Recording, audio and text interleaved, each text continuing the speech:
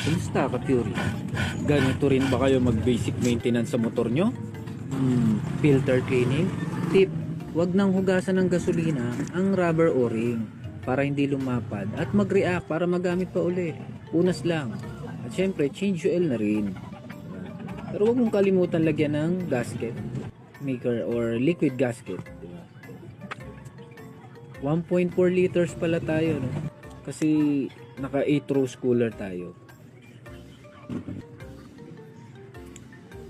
Mas maganda yung maintain natin yung langis natin, mga ka-Fury, lalo sa mga long ride.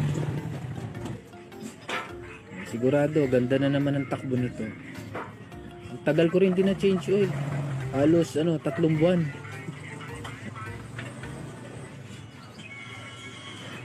Ride safe sa lahat, no? Salamat. At malamang kung naka-Fury ka, naka-relate ka rito.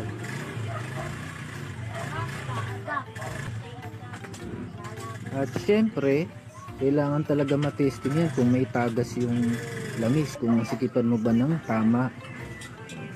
Kailangan mo i-double check. Baka mamaya